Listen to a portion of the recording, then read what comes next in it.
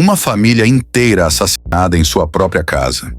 E o suspeito, ao invés de fugir, ficou por ali mesmo, hospedado na mesma casa, vivendo por dias entre aqueles corpos, enquanto ninguém desconfiava de nada. Conheça agora um mistério que assombra a Alemanha até hoje. Este é o caso brutal de Hinterkaifeck.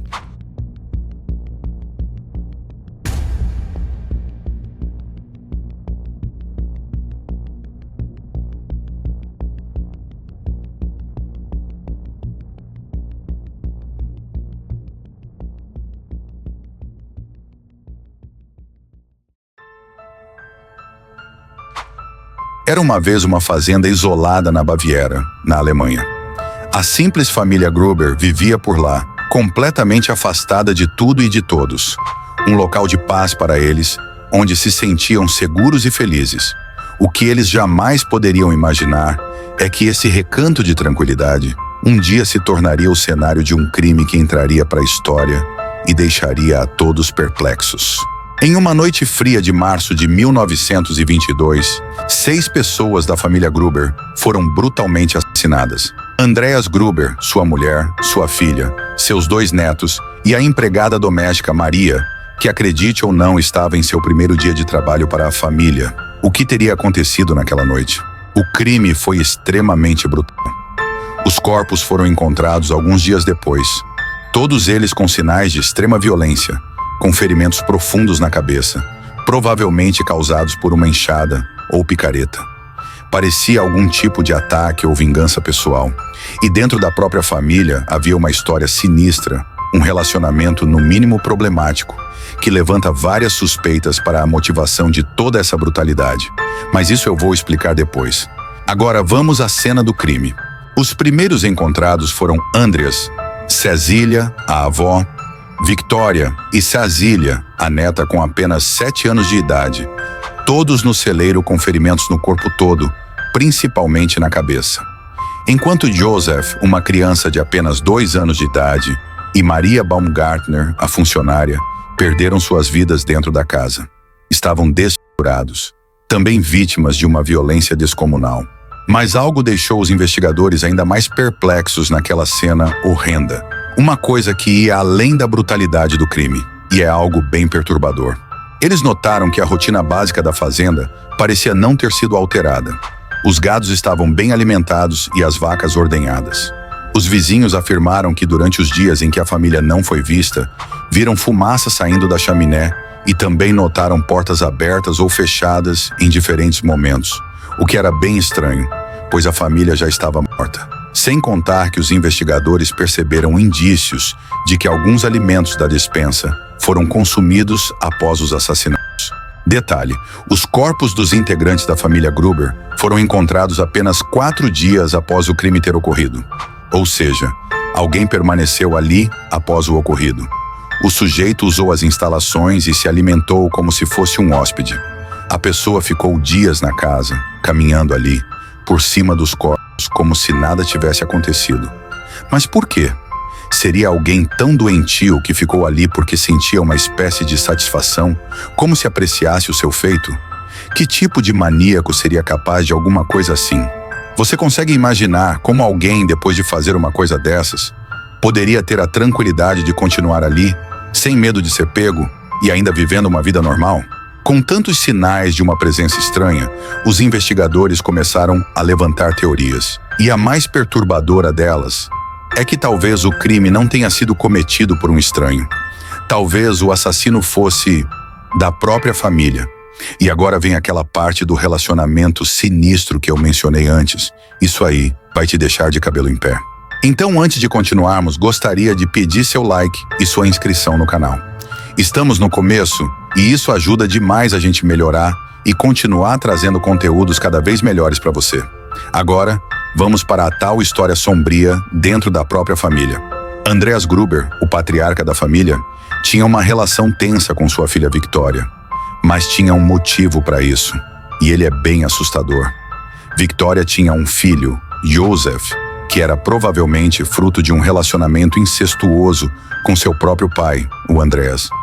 Não se tem certeza absoluta que o menino era realmente filho do Andreas, Mas esse relacionamento amoroso entre pai e filha realmente existia, e por um bom tempo. Inclusive, o Andreas e a Victoria chegaram a cumprir uma pena curta na prisão, por relacionamento incestuoso, no ano de 1915. Ou seja, pelo menos 7 anos que essa relação doentia já se estendia. Isso é muito bizarro, um pai que se deitava com sua própria filha. Toda essa tensão familiar acabou levantando várias suspeitas. Mas calma, que ainda tem coisa por aí. É importante mencionar detalhes sobre a personalidade do Andreas e como isso levou à primeira teoria de um possível suspeito, um filho desaparecido. Andreas era conhecido na vizinhança e região como um cara extremamente severo e agressivo, duro e controlador, principalmente com sua esposa e filha. Relatos indicam que ele batia nelas, com frequência e sendo bastante violento. Além disso, não gostava de vizinhos ou visitas. Levava a fama de ser um sujeito rude e isolado. Ele era temido e odiado por muitos na vila, o que levou a várias teorias de que o crime pode ter sido uma vingança. Sua personalidade fria e violenta fez dele uma figura central nos mistérios que cercam o caso Hinterkaifeck. E isso se conecta à teoria do suposto filho que sumiu. Há relatos de que eles haviam tido mais um filho e que desapareceu misteriosamente. Algumas pessoas até pensavam que o próprio Andreas poderia ter dado um sumiço nele. A princípio, chegaram a cogitar que ele poderia ter voltado em busca de vingança. No entanto, não há documentos ou testemunhos confiáveis que sustentem essa hipótese. Além do mais, será que faria sentido o filho voltar para se vingar do pai e massacrar a família inteira? Por esses motivos, essa teoria acabou indo por água abaixo. Será que o crime foi motivado por um conflito interno na família? Por vingança? Talvez um ex-namorado de Victoria que descobriu toda essa sujeira? Ou será que foi algo ainda mais sombrio?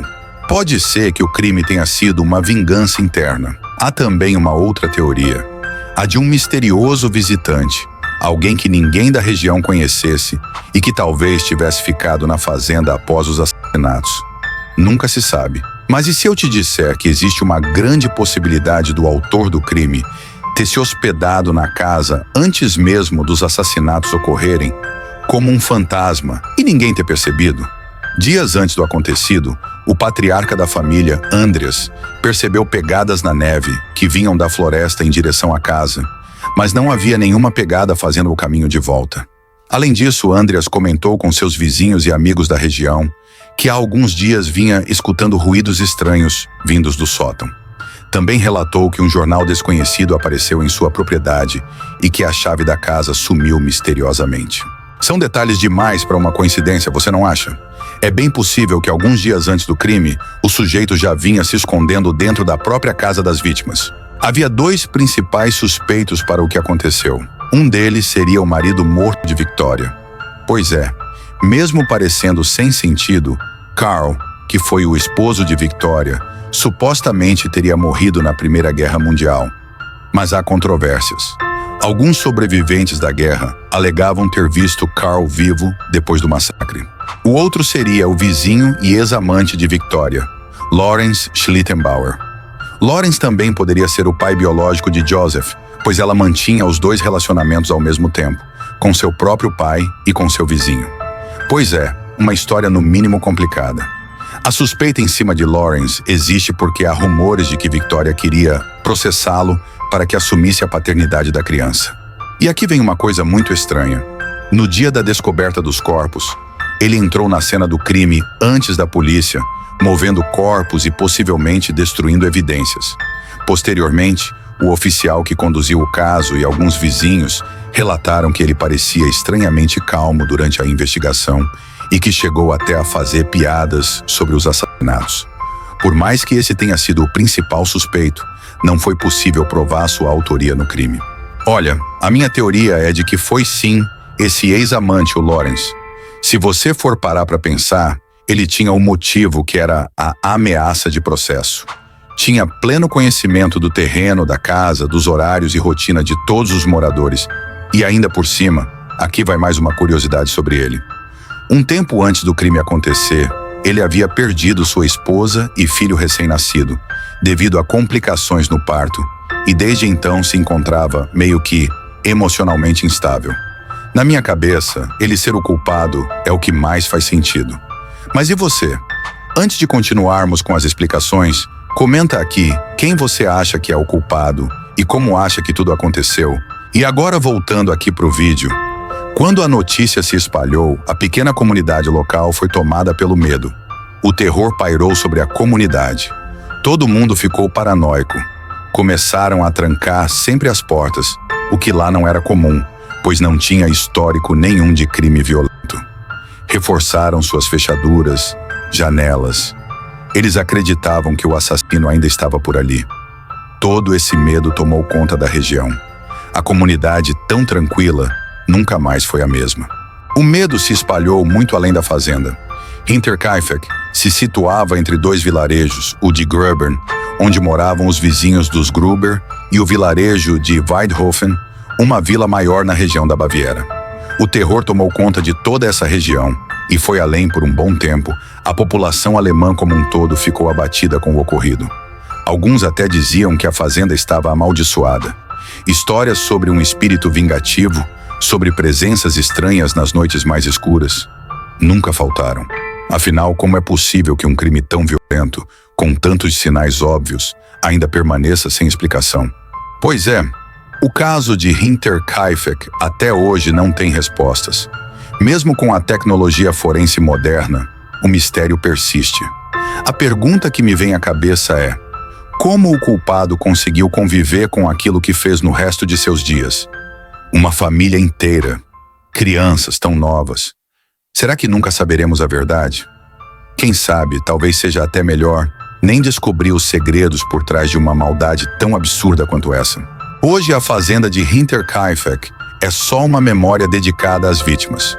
Foi tão pesado o que aconteceu ali que mandaram demolir o local. É claro, depois dessa história, acho que ninguém conseguiria morar ali. Logo após a demolição, foi construída uma cruz em homenagem às vítimas, que existe até hoje. Mas o mistério continua vivo, alimentando nossas mentes e imaginações. Quem matou a família Gruber? O que realmente aconteceu naquela noite de março de 1922? O que sabemos é que há mais perguntas do que respostas. E talvez o mais intrigante seja justamente saber que provavelmente nunca vamos descobrir a verdade. Agora me conta aí nos comentários. Você acredita que o mistério de Hinterkaifeck será resolvido um dia? Ou você acha que há algo sobrenatural envolvido?